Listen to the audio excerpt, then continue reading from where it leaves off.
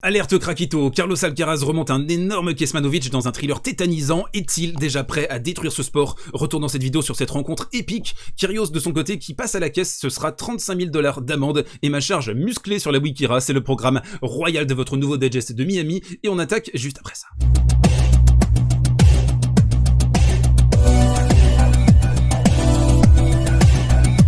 Et on attaque ce côté réseau avec une mise au point absolument nécessaire sur cette légende urbaine de la Wikira entre 2003 et 2006. On va mettre les choses au point, il est grand temps qu'on en parle sur la chaîne. On a ce tweet de José Morcado qui nous explique le classement ce lundi. Ce sera Novak Djokovic à 8420 points et Medvedev qui reste en deuxième position à 8410 points. Donc Daniil, on le rappelle, il a occupé la place de numéro 1 mondial pendant 3 semaines sur ce premier trimestre 2022, mais ça reste quand même un immense constat d'échec. Et là je trouve que c'est la goutte d'eau qui fait déborder le vase, parce que Novak Djokovic n'a disputé, tenez-vous bien, qu'un demi-tournoi depuis le début de la saison, et il est quand même numéro 1 mondial à l'approche de Monte-Carlo qu'il va disputer, et ça c'est totalement anormal. La phase qui s'est ouverte en début de saison, c'était une phase qui était censée faire une transition, c'est-à-dire qu'on avait enfin un boulevard devant Alexander Zverev et Daniil Medvedev qui pouvaient conquérir le trône, s'imposer comme les futurs leaders du tennis. Zverev qui dit, le nouveau Big Three, c'est moi, c'est Daniil, c'est Novak Djokovic. Eh bien, il y a beaucoup de paroles, mais il n'y a pas beaucoup d'actes. Ce qui s'est passé là, c'est qu'on a eu un véritable choc de la part des deux joueurs pour des raisons diverses. Alors attention, Daniil il fait quand même une finale à l'Open Australie, il mène 2-7, il a 3 balles de break pour pouvoir s'imposer contre Rafael Nadal, mais c'est un constat d'échec de perdre ce match. C'est un constat d'échec de se faire remonter par un gars de 35 ans, de se faire fumer au bout de 5h24 de combat. Il y a un véritable problème à ce niveau-là, et puis il y a aussi quelque chose, moi, qui m'agace depuis plusieurs années maintenant, c'est ce discours sur internet, sur les forums, de personnes qui étaient même pas là en plus à l'époque, qui ont pas vu les matchs, de dire « Ouais, mais attends, mais ce qui s'est passé entre 2003 et 2006, c'est une Wikira, Roger Federer, il a capitalisé sur une concurrence totalement dégueulasse pour remporter des grands chelems et c'est de la triche, etc. » Mais pas du tout, vous avez pas vu les matchs en fait. On avait un joueur générationnel, immense, mythique, l'un des plus grands joueurs de l'histoire, peut-être le plus grand attaquant de l'histoire du tennis, qui était à son sommet à ce niveau-là. C'était Peak Roger, on avait quasiment jamais vu ça dans l'histoire du tennis, et c'est normal qu'il arrive à tout détruire sur les surfaces intermédiaires et sur les surfaces rapides, et il a fallu attendre un Rafael Nadal complètement énorme, lui aussi joueur générationnel, pour commencer à poser des difficultés à Roger, notamment sur dur, et également sur gazon, à partir de 2007, avec la finale de Wimbledon où il a beaucoup de difficultés Roger à s'imposer, et surtout en 2008 où Rafa bat Roger dans son jardin. Mais qui peut me regarder dans les yeux aujourd'hui et me dire « Ouais mais non mais attends, Safin c'était moins bon que Medvedev, Hewitt c'était moins bon que Zverev, bah je suis pas sûr, Roddick, Kuerten c'était moins bon que Tsitsipas. » Bah non, pas du tout. Donc c'est vraiment une discussion qui est faite à l'envers, et je pense que c'est entretenu par deux types de personnes. La première, c'est des personnes qui sont ignorantes, qui relayent tout simplement ce qu'elles entendent, ce qu'elles voient sur internet, et qui étaient surtout pas là pour vivre les événements à l'époque. Si vous avez pas vu au quotidien Prime Roger s'exprimer sur un court de tennis, vous êtes en quelque sorte disqualifié. Je sais que c'est dur de dire ça, et que des personnes qui ont 20 ans à l'heure actuelle peuvent très bien avoir récupéré leur retard et revu des grands matchs, mais voir ce joueur au quotidien détruire la concurrence, c'était quelque chose de fantastique, et c'était pas une Wikira, c'était un joueur qui était au-dessus du lot. Voilà, c'est ce qui s'est passé. Et la deuxième catégorie, on les connaît, ce sont certains fans de Rafa, certains fans de Novak, qui vont essayer de réduire les mérites de Roger Federer, en capitalisant aussi sur le fait que ça commence à être vieux maintenant, on parle de quelque chose qui a plus de 15 ans, et les gens vont oublier. Bah non, les personnes qui s'intéressent vraiment au tennis n'ont pas oublié, et savent que ce qu'a réalisé Roger à cette époque, c'était absolument phénoménal. Maintenant, revenons à aujourd'hui. Je trouve qu'on a une génération qui est quand même assez faible mentalement, et surtout au niveau tennistique depuis la pandémie, je trouve que c'est pas non plus dingue, donc pitié. Arrêtez de me parler de Wikira sur cette période 2003-2006, parce que si on la compare avec maintenant, comment est-ce que vous croyez que Novak Djokovic fait le petit chelem l'année dernière? Il est à un match de faire un grand chelem calendaire à 34 ans, si c'est pas une ère un peu faible. C'est la réalité, c'est comme ça. Il aurait jamais pu faire ce type de performance si on avait eu une concu extrêmement élevée. C'est impossible. En fait, c'est comme si André Agassi en 2003 avait fait un petit chelem.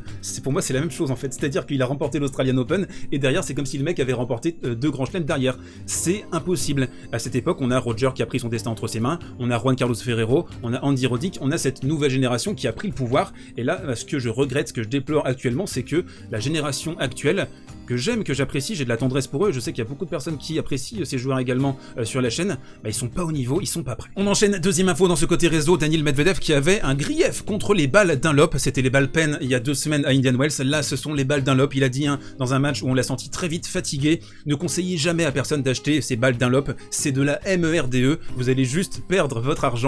Et donc on voit un Medvedev qui regarde avec son regard un peu en détresse, regardez-le, la caméra, et puis il y a surtout cette menace, cette épée de Damoclès qui est confirmé par rapport à Wimbledon.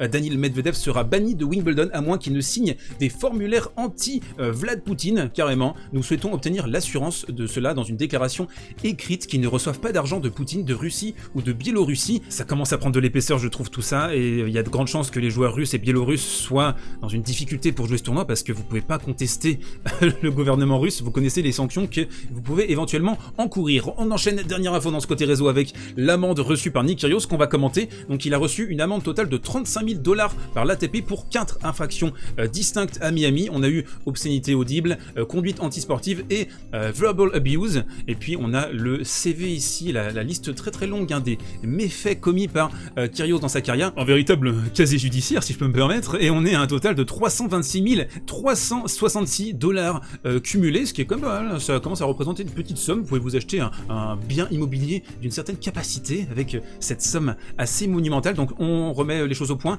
35 000 $ sur le tournoi de Miami. Alors je précise, il a remporté quasiment 100 000 $ en simple parce qu'il a fait un 8e de finale et il est allé en demi-finale en double, ce qui représente un prize de 120 000 $. Donc en fait, est-ce que vous croyez vraiment que ces sanctions sont dissuasives? Est-ce qu'il a changé Nick Kyrgios à bientôt 27 ans? Ou est-ce qu'en fait il faudrait faire peut-être un petit peu de choses différentes? Je sais pas, des sanctions plus lourdes? Qu'est-ce que vous en pensez dans les commentaires? On enchaîne avec le point tactique. La rencontre qui va nous intéresser en priorité aujourd'hui, c'est le Kecmanovic-Alcaraz. Et quel match on a vécu là, c'était un thriller absolument fantastique. On a eu un départ canon de la part de Kecmanovic et puis ici, une réaction nadalienne de la part d'Alcaraz. Il va se battre comme un damné alors qu'il est mené. Regardez bien, 0,40 sur ce jeu, il va réussir à débreaker et puis il pose des difficultés qui sont les mêmes que posait à l'époque Rafael Nadal, Novak Djokovic également, c'est-à-dire que c'est jamais fini avec lui, il va tout le temps se bagarrer et puis il profite également d'une couverture de terrain absolument exceptionnelle. On a vu beaucoup de choses très intéressantes dans cette partie. On a revu également ce service kické, un côté avantage de la part de Carlos Alcaraz qui va beaucoup lui servir sur terre battue notamment, je pense. Ce sera à surveiller les prochaines semaines. On va basculer sur la terre battue d'ici quelques jours et ça c'est vraiment un super service, je trouve. Peut-être l'école Juan Carlos Ferrero qui lui a dit tiens, tu te mets là, t'envoies un énorme service kické et puis derrière un 1-2 très simple. Cette rencontre, c'était également l'occasion de voir à très haut niveau Kecmanovic qui a fait de remarquables progrès cette saison, 8e de finale à l'Open Australie. Il a profité du fait que le gouvernement australien kick Novak Djokovic, c'est lui qui a pris cette position, qui a pu avancer en deuxième semaine. Il a fait un quart à Rio, un quart à Indian Wells et un quart à Miami. C'est un joueur, alors je le qualifierais de géomètre conservateur. Il est à 19 winners, 16 fautes directes et ici une babouinade en long ligne. Et on a eu vraiment une superbe opposition de style, c'est-à-dire que à contrario, Alcaraz lui il est à 52 coups gagnants pour 40 fautes directes. Et puis surtout sa réaction à Carlos Alcaraz au début du deuxième set, là où certains se seraient peut-être laissé tomber après la perte du tie-break du premier set. Un lob terrifiant ici qui va tétaniser Kecmanovic et c'est ça que je veux véritablement pointer, c'est très très important par rapport à Carlos Alcaraz. Ce sont ses ressources mentales, sa combativité et il sait aussi les moments importants dans un match. Le début du deuxième set quand t'as perdu le premier set, remettre un petit peu le couvercle, essayer d'accélérer, il a réussi à le faire, il va briquer sur ce jeu. On bascule dans le troisième set et là que dire? Si ce n'est juste applaudir. J'étais émerveillé de regarder cette opposition entre les deux hommes. On a une accélération debout sur la table en demi-volée à 162 km/h de la part d'Alcaraz qui bouge pas, qui fait un coup gagnant ici dans une position extrêmement difficile, juste avec le bras, juste avec la puissance. Ça s'est envoyé, c'était du ping-pong dans le troisième set.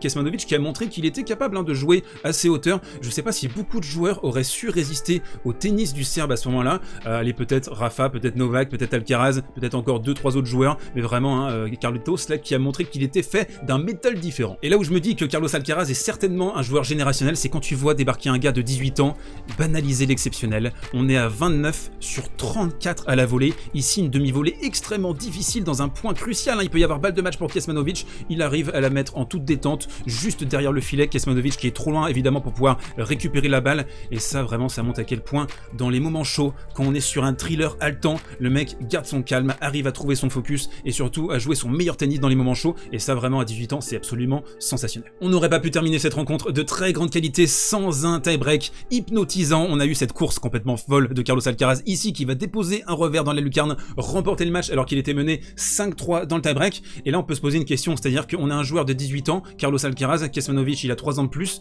Est-ce que ces gars-là, la nouvelle next-gen, va pas totalement en fait clouer cette next-gen dont on a parlé plus tôt dans la vidéo? Je me pose la question parce que là, on voit ce Carlos Alcaraz, franchement, sur ce qu'on a pu observer sur les 3-4 derniers mois, on a un joueur qui présente toutes les caractéristiques du joueur générationnel, la volée, le QI tennis, la couverture de terrain, le physique, le mental, et vraiment il y a le full package, c'est totalement hallucinant. Alors on verra s'il va pas y avoir à un moment donné un petit creux, ça faudra l'observer bien sûr, hein, parce qu'il reste encore assez jeune, mais est-ce que lui ne perce pas au bon moment pour se débarrasser de l'ombre du Big Three?